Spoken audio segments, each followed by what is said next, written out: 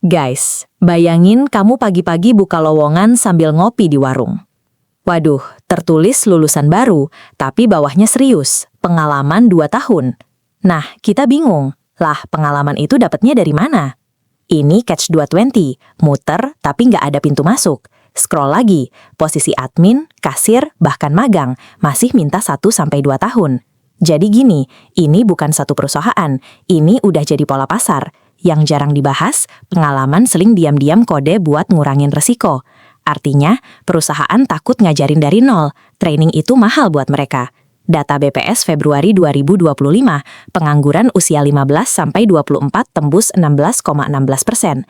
Kalau anak muda banyak nganggur, kok syaratnya malah makin tinggi? Di job market signalingnya Michael Spence, pengalaman itu sinyal. Sinyal buat bilang, gue bisa kerja rapi tanpa diawasi terus. Masalahnya, sinyal sering dibeli mahal. Waktu, uang, bahkan kerja gratis. Terus gimana cara kita bikin sinyal tanpa dibegoin sistem? Karena ada trik yang kelihatan kecil, tapi efeknya gede banget guys. Oke guys, jadi gini. Ini bukan sekedar curhat anak fresh graduate ya. Ini soal pintu masuk dunia kerja yang makin sempit. Kalimat minimal 2 tahun itu kayak password. Kalau nggak punya, kamu bahkan nggak dianggap masuk antrian. Nah, yang bikin nyesek, password ini nongol bukan cuma di kerja full-time, tapi juga di yang katanya pemula. Bayangin kamu baru lulus, baru mau mulai lari, tapi disuruh nunjukin medali dulu.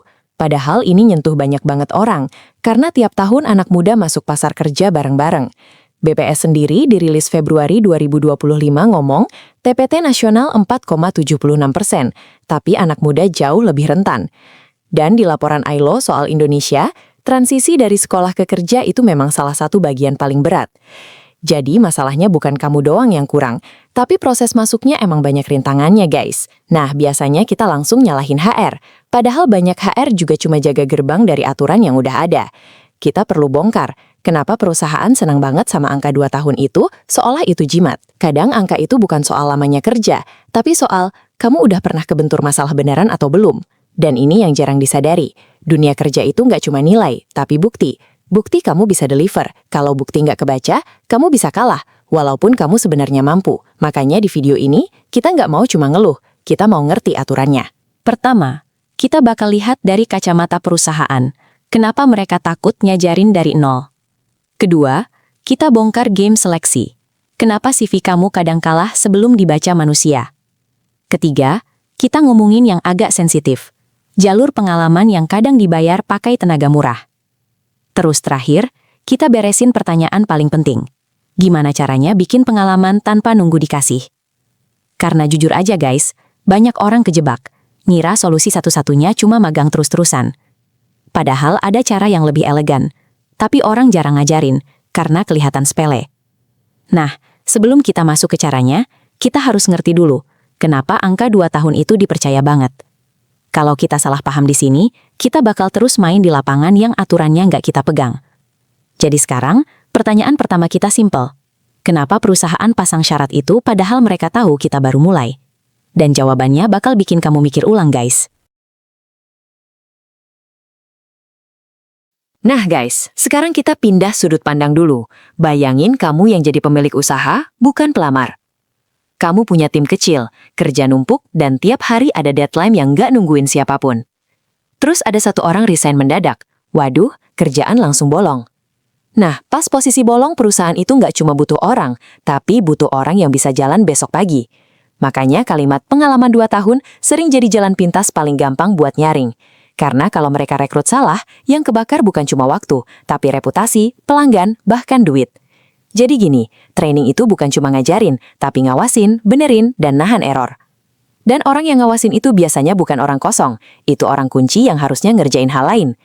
Bayangin satu senior harus ngasuh 2 junior, ujungnya semua jadi lambat. Nah, di titik ini perusahaan mulai mikir, bisa nggak ya rekrut yang nggak perlu disuapin terus? Terus, mereka cari indikator yang cepat. Dan pengalaman itu kelihatan paling gampang diukur. Padahal guys, angka 2 tahun itu sering cuma tebak-tebakan, bukan jaminan jago. Tapi tetap dipakai karena dari sisi mereka, ini ngurangin ketidakpastian, walau nggak sempurna. Kalau kamu masih baru, perusahaan takut kamu belum pernah kena problem beneran, klien marah, revisi mepet, salah kirim data. Nah, ini yang jarang diomongin. Perusahaan itu alergi sama error yang harus diperbaiki berkali-kali. Karena di banyak tempat SOP-nya belum rapi, jadi kalau ada orang baru, chaos-nya makin kelihatan. Jadi syarat pengalaman kadang dipakai buat nutupin masalah internal, dokumentasi kosong, training nggak jelas. Waduh, kalau gini, entry level itu bukan entry level, itu siap tempur tapi gajinya entry. Nah, coba perhatiin, seringnya job desk-nya panjang banget, admin tapi harus desain, harus ngiklan, harus balas chat. Ini bukan karena kamu kurang mampu doang, tapi karena beberapa perusahaan ngejar efisiensi kebangetan. Dan di situ, pengalaman jadi alat buat nyari orang serba bisa, bukan nyari orang belajar. Kalau timnya kecil, satu orang yang lambat bisa ngerem semua orang guys. Itu yang mereka takutkan. Makanya mereka suka kandidat yang udah kebiasa kerja tanpa disuruh-suruh, tanpa diingatkan terus. Nah, ini nyambung ke teori Oliver Williamson, Transaction Cost Economics.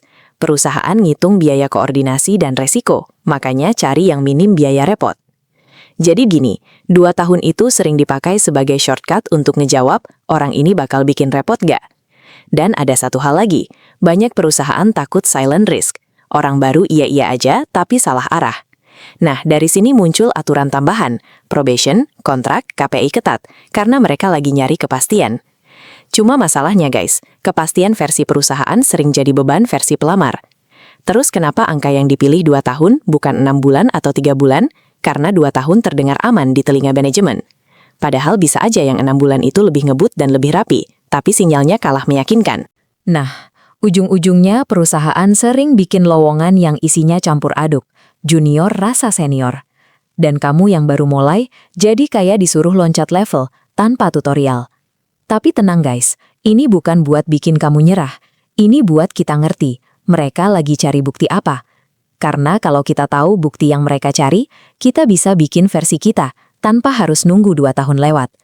Cuma satu masalah lagi, sebelum bukti itu dilihat HR, biasanya ada gerbang pertama yang lebih dingin. Gerbang yang nggak peduli kamu rajin atau enggak, yang peduli cuma format, kata kunci dan filter. Nah, jadi pertanyaannya sekarang, kalau perusahaan pakai jalan pintas, siapa yang menentukan kamu lolos duluan? Dan yang bikin kaget guys, seringnya yang nilai kamu pertama kali itu bukan manusia, tapi sesuatu yang bahkan nggak kenal kamu sama sekali. Oke bro, kita masuk bab 2. Ingat gerbang dingin tadi? Nah, ini gerbang yang kadang bikin kamu gugur sebelum ada manusia yang lirik. Jadi gini guys, Harvard Business Review sempat bahas, makin banyak proses rekrutmen yang dibantu AI buat screening awal. Bukan berarti robot yang mutusin semuanya ya, tapi robot sering jadi yang nyortir. Ini masuk, ini mental. Nama kerennya ATS, anggap aja ini mesin yang nyari pola di CV kamu. Nah, masalah pertama, mesin itu bacanya bukan niat, tapi teks. Kalau formatmu aneh, kebaca pun bisa salah. Contoh simple, tabel, kolom-kolom, atau desain terlalu rame. Kadang bikin ATS nge-skip isi penting. Terus mesin nyari apa? Keyword, kata yang mirip sama job desk. Makanya kadang kamu merasa udah bisa, tapi karena kata yang kamu tulis beda, mesin nganggep kamu nggak match. Ini bukan nyuruh bohong ya guys, ini nyuruh kamu ngomong pakai bahasa yang mereka pakai. Terus ATS juga suka yang jelas, judul posisi, tanggal, dan skill ditulis rapi, nggak disembunyiin. Kadang orang nulis skillnya bagus, tapi naruhnya di tempat yang aneh, jadi kebaca kayak angin lewat.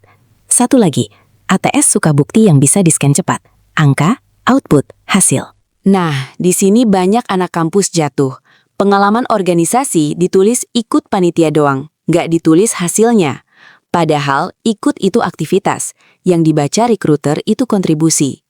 Terus ada jebakan kecil, link portofolio kamu ada, tapi nyempil, atau malah nggak kebaca karena format. Jadi gini, tujuan bab 2 ini simple, bikin CV kamu kebaca mesin dulu, baru kebaca manusia. Karena walaupun kamu lolos ATS, kamu masih ketemu manusia yang bacanya super cepat. Dan ini yang bikin ngeri, kamu bisa cuma punya beberapa detik buat bikin kesan pertama. HR Dive nulis soal studi eye tracking ladders. Rata-rata recruiter nyeken CV sekitar 7,4 detik di awal.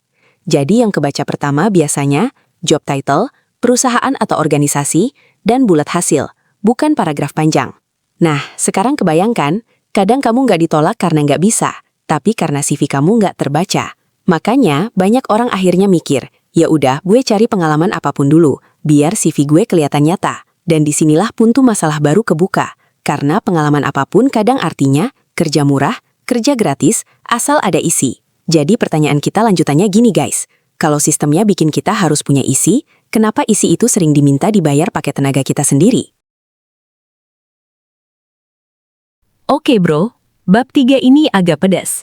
Karena ini momen saat orang bilang, ya udah, gue ambil pengalaman apa aja dulu.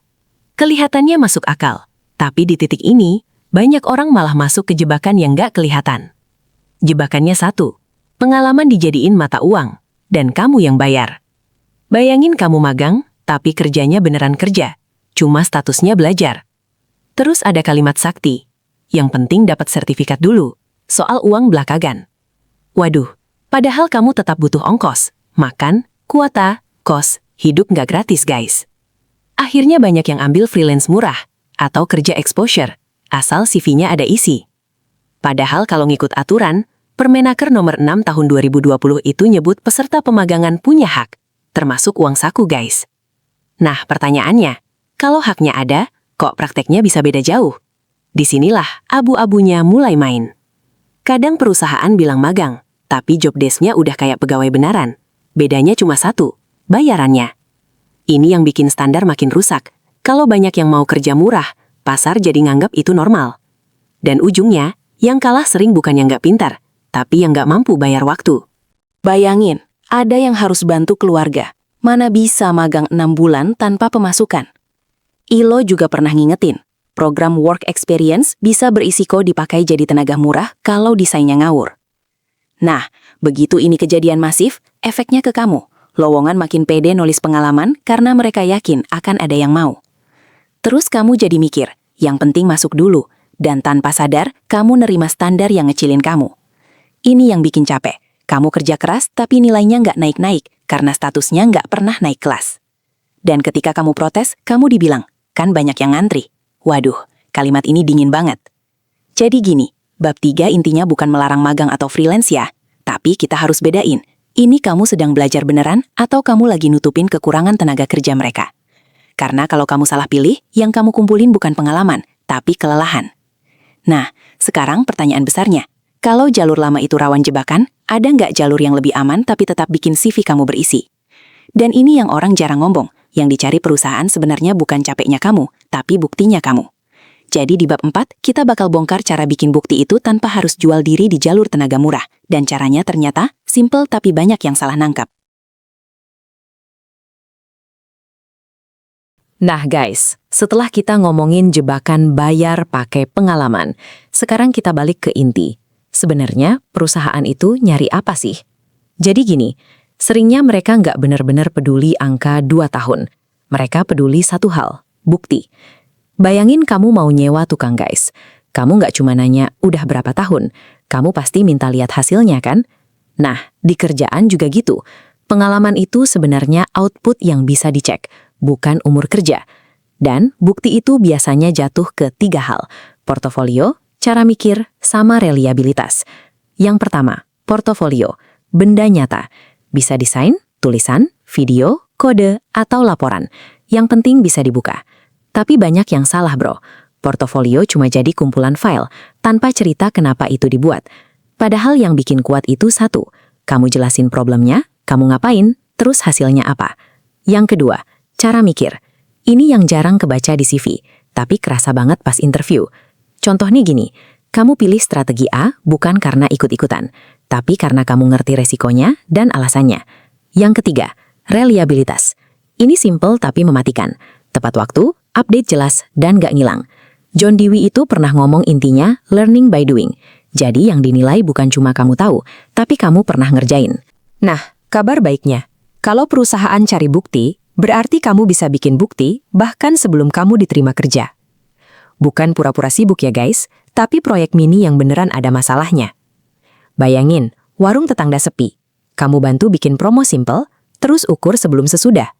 Atau OSIS atau UKM kampus bingung rekrut anggota. Kamu bikin poster, landing page, atau video singkat. Kuncinya bukan proyeknya harus gede, tapi harus ada output yang bisa dibuka dan dijelasin. Terus kamu catat, targetnya apa, langkahnya apa, dan hasilnya apa. Biar bukan sekedar cerita. Kalau bisa, minta testimoni singkat.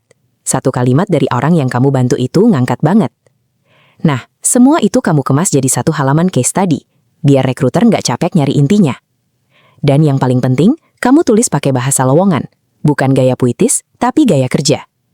Kalau kamu giniin, CV kamu jadi nggak lagi kosong, tapi jadi etalase bukti. Tapi ada satu kunci terakhir guys, bukti yang bagus pun bisa gagal kalau ditaruh di tempat yang nggak kelihatan. Jadi di klimaks nanti, kita bakal bongkar step paling praktis. Gimana bikin 1 case study dari 0, plus naruhnya biar kebaca jebat, tanpa koneksi orang dalam. Oke guys, sekarang kita sampai ke puncaknya. Pertanyaan yang dari tadi ngeganggu. Kalau semuanya minta pengalaman, kita mulai dari mana? Nah, jawaban singkatnya gini Gru. Mereka nggak nyari angka 2 tahun. Mereka nyari bukti kamu bisa deliver. Jadi gini, pengalaman itu sering cuma label. Yang bikin kamu dipercaya itu ada hasil yang bisa dicek. Bayangin kamu hiring orang desain. Kamu bakal pilih yang bilang bisa atau yang nunjukin sebelum sesudah. Nah, ini bukan perasaan doang. Smith and Hunter tahun 1998 nunjukin work sample test itu prediktor kuat. Intinya, bukti kerja nyata itu paling ngomong. Oke, sekarang pertanyaannya, kalau kita belum kerja formal, gimana bikin work sample versi kita? Jawabannya, kita bikin pengalaman lewat proyek mini yang masalahnya beneran nyata guys. Bukan proyek ngawang ya bro, bukan aku bikin app cuaca tanpa yang pakai. Kita cari masalah kecil tapi jelas, warung sepi, UKM butuh promosi, komunitas bingung rekrut, atau kelas butuh sistem catatan. Step 1, pilih problemnya. Masalahnya apa? Contoh, warung Bu Ani sepi di jam 3.05 sore. Udah, jelas. Step 2, bikin output yang bisa dibuka. Poster, skrip video, landing page, laporan, dashboard. Terserah, yang penting ada bentuknya. Waduh, jangan kebanyakan dulu. 1 output yang beres itu lebih kuat daripada 5 yang setengah jadi. Step 3. Ukur sebelum sesudah. Minimal banget, sebelum sepi berapa, setelah promo jadi berapa. Kalau hasilnya belum naik pun nggak apa-apa guys. Yang dinilai itu cara kamu nyoba dan belajar dari data. Nah, sekarang, kita kemas semua itu jadi senjata utama. Case study 1 halaman. Formatnya simpel. Problem, aksi, hasil, pelajaran. 4 kotak doang bro. Di bagian aksi, tulis detail yang relevan. Kamu ngapain? Berapa hari? Pakai alat apa? Di bagian hasil, jangan nulis membantu. Tulis angka atau dampak. Naik 20%, lebih cepat 2 jam, hemat biaya. Kalau kamu takut nggak ada angka, pakai indikator sederhana. Jumlah chat masuk, views, jumlah pendaftar, atau feedback. Terus taruh case study itu di tempat yang gampang kebaca.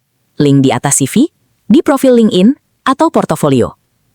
Jadi bukan lagi, saya fresh graduate, tapi ini bukti saya pernah nyelesain masalah nyata. Nah, di titik ini, syarat 2 tahun itu mulai kelihatan. Cuma jadi tembok yang bisa kita panjat. Tapi bro, masih ada satu hal yang bikin orang gagal. Mereka bikin bukti, tapi ngomongnya salah bahasa. Guys, kalau kamu lagi ngerasa kecil gara-gara tulisan minimal 2 tahun, kamu nggak sendirian. Tapi jangan biarin angka itu jadi vonis. Angka itu cuma filter malas, dan kita bisa ngelawan pakai bukti. Mulai kecil aja, 1 problem, 1 output, 1 halaman case study. Kalau kamu bingung mulai dari mana, ambil yang paling dekat, warung depan rumah, UKM keluarga, atau organisasi kampus. Nah sekarang, aku pengen kamu komen. Kamu paling sering ketemu syarat 2 tahun di bidang apa? Kalau komenmu banyak, gue bikin video lanjutan. Template case study 1 halaman buat beberapa bidang. Dan share video ini ke teman yang lagi cari magang atau kerja, biar dia nggak ngerasa sendirian. Ingat ya guys, pengalaman pertama itu bukan nunggu pintu dibuka, tapi kita yang bikin kuncinya.